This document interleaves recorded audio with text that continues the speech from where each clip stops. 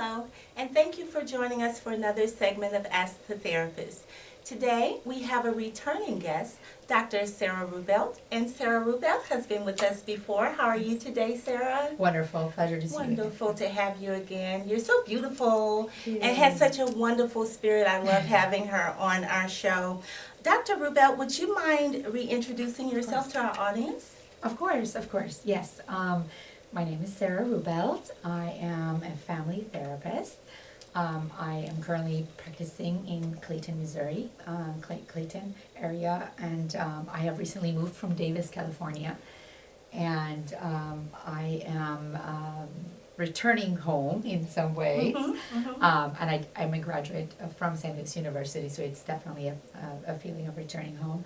And yes, I'm happy to be at your show again. Sure. So we want to kind of pick up a little bit from where we left off in the last segment. We covered some of your practice methods and some of the things that you like to consider yourself a specialist in or you focus on. So one of the things that we did not go in depth about was exactly what your practice approach is. How would you describe your approach with your clients? Of course. I incorporate a variety of different approaches and school of thoughts. For example, when I do couples therapy, I'm really fond of emotionally focused therapy, and I like to think of myself as a social constructivist because I believe in social constructivist theory, and the premise is that multiple realities exist at one time. Sure. And I think especially as a multicultural therapist, someone who likes to basically help people from different parts of the world, from different cultural backgrounds, different orientations, sexual identities, anything that really falls under the category of diversity. I believe that I need to come from a not knowing stance as a therapist, and just I believe in multiple realities existing at one time, and I truly try to explore where my clients are coming from, what their background is. I oftentimes do a full assessment on the first session to really get to know their background, and that entails doing a genogram, but a lifeline exercise, and getting to know their context. That's so important to me. That's understanding their realities and getting to know, and collaboratively. So my approach is very collaborative. I want to work with individuals so that together we can find out what basically how we can improve their quality of life.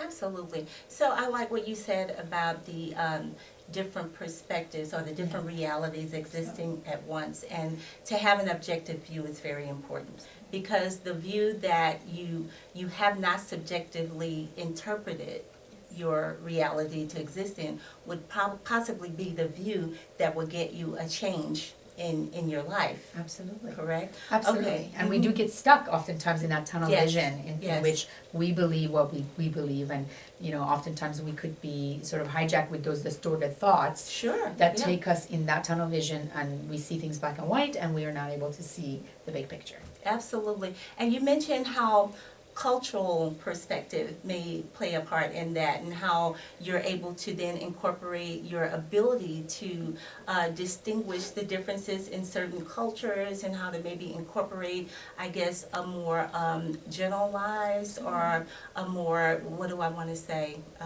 I guess open perspective to get whatever culture it is to incorporate their ideas and their concepts into a more generalized perspective. So how does then maybe some cultural stigmas or biases, how does that play into addressing those perspectives that they may have that's based on cultural awareness? Absolutely. Well, I'll just dive into some of the research that I've done, with my dissertation at UC Davis, and with St. Louis University at UC Davis. Basically, the idea of cross cultures, in particular, let's give the example of intermarriage, for example. Two people coming from two different cultures, two different backgrounds. And oftentimes people think that those differences tear them apart, and they're not seeing things eye to eye. But at the end of the day, those two people got together because of the commonalities that they share. Things that they actually have in common, like values, the meaning of life, the things that's important. And so I think that is so incredibly significant to actually draw those commonalities and the values that they share, and let them see that, but also highlight the differences that do exist, and to how to appreciate those differences as opposed to be threatened by it. Okay. But back to the cross-cultural, I think you mentioned something about the stigmas, correct? The stigmas, well, we can start with the stigmas of therapy. I think that exists in all cultures, right? There's so much stigma to this day in our profession as to why people don't like to seek help or don't want to proceed. You know, one of them could be that whole idea of if I go seek someone's help, that could mean something negative, like I am not capable, I'm not strong enough, I'm not, you know, or worst case scenario, something is wrong with me, I'm going to be labeled. And I think that, you know, to sort of give that whole history of how this came about. I mean, I think that the DSM, the diagnostic criteria, didn't help with that, because once you're given a label, a lot of times people feel that label is stuck with them for life. So I'm not in favor of always you know, seeing things from that perspective and utilizing those labels. I want people to understand or just recognize that something is impacting the quality of their life, and that they have a chance and the opportunity to improve that, improve their life, improve the quality of their life. And so to understand what's bothering them, we don't even oftentimes necessarily need the label. But of course it helps to know, yes, I'm suffering from depression, for example. I'm suffering from constant, you know, anxiety, panic attacks.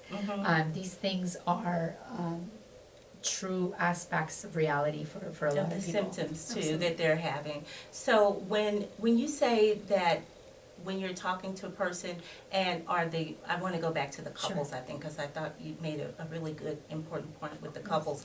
When you said, instead of focusing on what the differences they have, that you look at the commonalities and they build from there, and how the differences could then become, you do want to focus on it, because that's usually what's causing a gap between them, or standing as a barrier, or the differences. So you're looking at the differences then as an opportunity to learn and to grow and to build, because they get to share the cultures that way. So I just wanted to highlight that point a little bit, because I thought that was very important. Because oftentimes when people come to us with what they consider an issue or a problem or a barrier, if it's again, using that perspective window, if it's looked at from another perspective of being an opportunity to grow, then you can build from that. You don't dismiss it or discount the problem, but you're building from it. So that was important to know.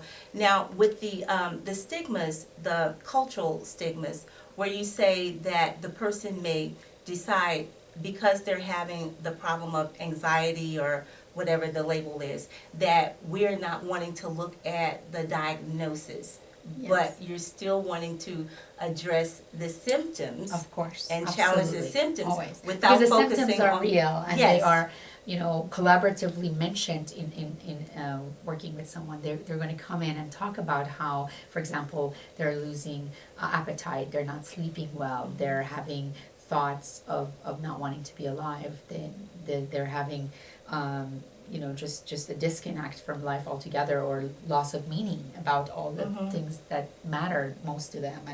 And so all these things are actually experienced by individuals, and oftentimes they're feeling extremely alone and isolated, back to the whole floodgate of distorted thoughts coming through, which is oftentimes, you know, many categories such as all or nothing thinking, black and white thinking, generalizing, you know, and this is actually happening on a daily basis for individuals who are suffering from depression, anxiety, you know, the kind of despair that really makes you not want to get out of bed, not want to connect with anyone, not want to leave the house, you know, to do any of the activities you used to love doing, whether that is, you know, singing, dancing, I mean, even just going and to the gym and exercising. You know, when you recognize that you're not doing those things and you're completely disconnecting yourself, I urge people to just be honest with themselves and say, am I happy? You know, asking that question is so important. Am I happy? Am I truly living the life that I've always wanted? If the answer is no, well, you deserve more. You deserve to seek help. And I think that in our profession, that's what we're there for. And it's not about putting anyone in a box and putting a category or a label on them. So, but to say a little bit more about how these stigmas are created and cross cultures, I think that oftentimes people shy away from seeking help from a professional.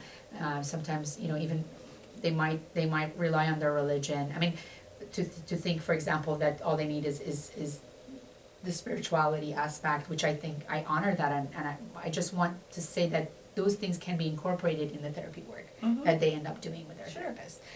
It's absolutely honored, and it's absolutely important. It's part of their identity.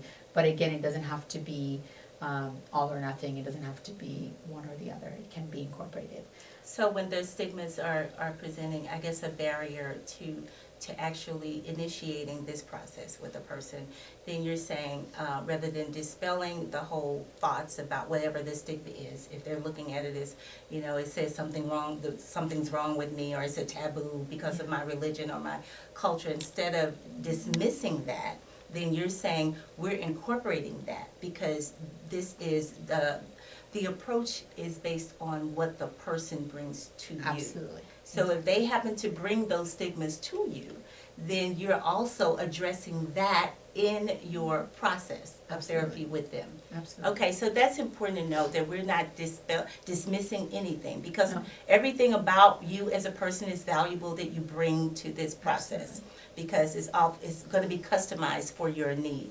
Absolutely. Okay, so when we're you were mentioning about the levels of depression and the isolation and some of the things that a person may be doing or not doing that they used to do, because when we use the term happy, sometimes, of course, there's relative to each individual what happy means to them. So when they're not then involved in some of the activities that they used to be, or they're finding themselves not wanting to be around people or isolating, what would you say would be the first step that they would need to take if they want to see change in their behavior?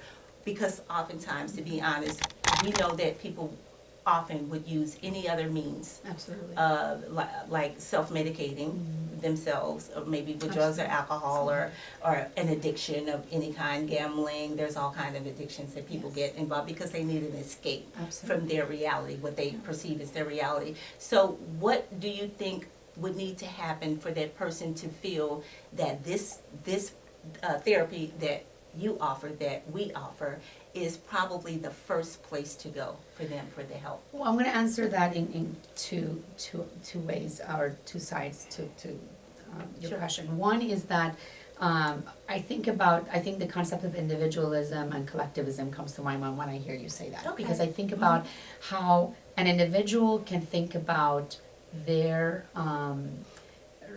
situation and want to seek help, and they might be aware of what's happening, and they might recognize there's resources, and they're going to go after it. And sometimes they have to overcome their own stigmas and barriers that's holding them back, and say, you know what, I'm willing to give this a try, and push through that. But sometimes the individual might be able to achieve that alone, and sometimes not. Sometimes an individual needs the help of people around her or him to be sort of pulled towards that support that's available. Because I think of someone, for example, who's suffering from depression, who's isolating herself, who's not leaving home, who's not doing anything. I think that it does take other people to come and say, I think that it would help you to go talk to someone. I'm willing to go with you. Let's go do family therapy. That's why I think as a family therapist, I welcome joint sessions, even with individuals who say, I really would like to bring my spouse for a session or here. Like, I think it's so important to have those joint sessions, because you belong to a system. You belong to, I have that systemic, approach as well in my background. So I see things from a systems theories perspective, that the whole is greater than the sum of its parts, and you're not just one individual, and it's the system that you belong to, and sometimes you need the system to come with you, because we're in this together as a family, as a society, and as our community. We can help each other. And I think let's break through those stigmas in our community. How oftentimes happens that you see someone hurt, but you don't know what's the right way of approaching them and saying, are you okay? Mm-hmm. Are things okay in your life? Mm-hmm. You know, people just generally stick to the surface of saying, hello, how are you? Mm-hmm. I'm fine, thank you. And they shy away from digging deeper with each other to say, hey, I notice, you know, you haven't been coming, I don't know, to PTO meetings or to church or to even Zumba class or whatever, you know, I'm giving examples, you but you mention know what that I Zumba class. people don't say that. I know, I love Zumba. I love Zumba. I just came up with that. That's just my world. She just reminded me. But you Not know, that I'm depressed. I just been busy. I've been there. But you know, I think that I guess I'm encouraging people to reach out to one another more, to collectively see our battle against depression and anxiety and trauma and all those things to be something that we do as a whole. It's not one individual. It's not a war against that one person. Yes. We're all in this together, and we need each other to help and connect. And the connection is the answer. You know, the disconnect is the poison of all things and the cause of all these illnesses, emotional ailments. I think connecting is something that we really need to push for in our society. I believe bringing your perspective of collectivism is so important. I love how you incorporated that in your explanation of how a person can first initiate, you know, this process, because in Western civilization we do think more of, you know, as individuals, you know, instead of a collective society. But in nature, in human life, in ecology, everything is a system. There you go. So because All around everything, us. yes, It's the most because natural it makes thing. so much sense to bring that together in the way that you did. Because if Thank a person, the more they isolate, the more they are removing their strengths and their ability to function in cooperation with everything that lives around them. So I think, you know, just taking that message alone, if you're thinking that, you know, I'm in this by myself, I'm feeling bad, I'm depressed, I don't want to be around people, but when you think about what you're pulling away from, you're pulling away from the very energy, the very support that can help you get better. And what we bring as therapists, obviously, and what Sara so beautifully described, is we bring the ability for you to utilize the strengths that you have and the awareness that you have to at least open yourself up to the other perspectives. And to connect to someone outside yourself. And I think the therapeutic relationship provides the safety, you know. Absolutely, and that's a very good right? point Because also. it's like you get to experience that. It might be terrifying to go out there to your community, to your people again, because you're just flooded with these, you know, distorted thoughts, and you're overwhelmed, and every single aspect of social gatherings and things, you know, just bring more anxiety and stress to you. But to think of the therapeutic relationship in a sacred way, in a way that really puts it in the context of safety and, you know, non-judgmental, threatening, confidentiality. Absolutely. Is very important, because I know that one of the main stigmas that a person may, one of the things they may have resistance about coming into a situation like this is, I'm embarrassed, I'm ashamed, this has been a secret, I don't want to tell anybody. You know, everyone's that kind tired of of seeing me like this. Right. If they're feeling like, you know, because I have always kept to myself and I've always been a private person, to understand that not only do we bring a professional perspective where we're trained and have the ability to deal with whatever it comes out and whatever is exposed, but that your information is also confidential. So you have an unbiased person that is not associated with you, that's a professional, and is also confidential. That piece right there is usually what makes sessions work and effective for me, because if a person could come in and totally be like, here it all is, and just lay it out there, that is therapeutic in itself. Absolutely. Correct? I couldn't agree more. And I want to add to this, I want to also say that there's a lot of us out there who are providing therapy in different school of thought and different theoretical, you know, approaches. And I think that it's important for people to know that it's not always it's not always an identical, I guess a match from the start. You sometimes might have an experience, and it doesn't mean that you did something wrong. It just could be that particular approach or that particular therapist is not compatible to you. That's a very I think good it's point. so important to have a rapport, built with therapists, Yes, it is. and have just leave the feeling of, oh my gosh, this person really gets me. This individual truly understands me. I truly feel empathized with. I truly feel identified as, you know, a human being. My voice is being heard. And that connection is everything. I mean, that's the biggest part of what would say therapeutic success. It sure is. Right? Yes. And so that, The so I think that oftentimes people don't talk about that. I hear oftentimes people have experiences they, because I've spoken to people in different, you know, parts of life and, you know, asked them what their experience have been in therapy, have they ever, and people often say things like, you know, it's just not for me. I tried it once and it just didn't and it was feel right. possibly It the wasn't relationship right. I didn't with have a that connection. therapist. I didn't feel like this person understood me. Mm-hmm. And not that I want to defend that therapist. I think that, you know, again, all of us may have a situation where someone just didn't connect. And that's totally normal, and it's nothing is wrong with you wanting to try someone else. I just would not want them to give up. Don't give up on the process. It's important It possibly was just the match of the therapist. Absolutely. Okay, well, definitely we have hit on several topics that I'm sure has been very helpful for our listeners. And we definitely want to highlight all your information again, but as you know, we're using 2 venues for this show. So if you would like to, again, give us some information about how a person may contact you if they'd like to set up an appointment with you. Absolutely. I think the best way to reach me is through phone or email. Okay. Text messages are also welcome. But yes, I am also on Psychology Today Therapy Directory and Psychotherapy St. Louis. But Okay, good. the phone numbers are 530-302-7322. And the 3. Then there's a 314 number you have listed here. It's area code 314-594-7322. And she's located in Clay, Missouri at 7750 Clayton Road, Suite 210, Clay, Missouri 63117.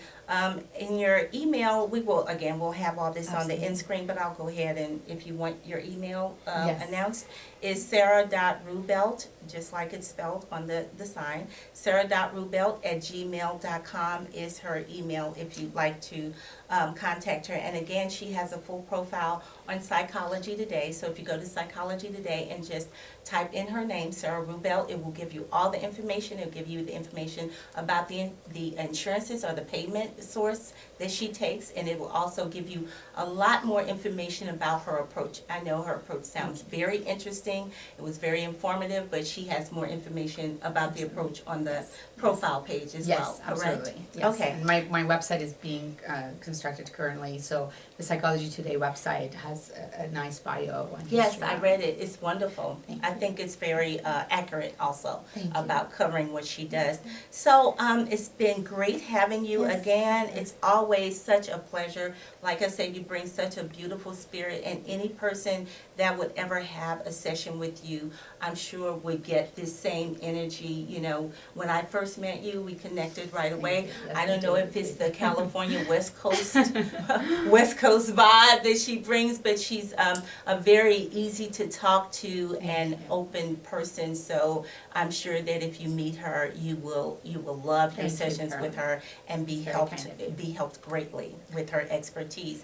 So until we meet again, and I hope we do get to meet again. It's been a pleasure having you. I really enjoy your presence. Same here, pleasure. We'd like to just remind everybody, again, with closing the show, this is Carolyn Catchings, and I'm reminding you, as Sara has mentioned also, we are a collective race of people. So if you decide that you would need to address your human health, your personal health and your mental health, I'm reminding you to not attempt to take the path of your mental health wellness alone, but to ask a therapist. Absolutely. Yes. Thank you so much. Pleasure. It's been great. Good to see you. Again. Okay.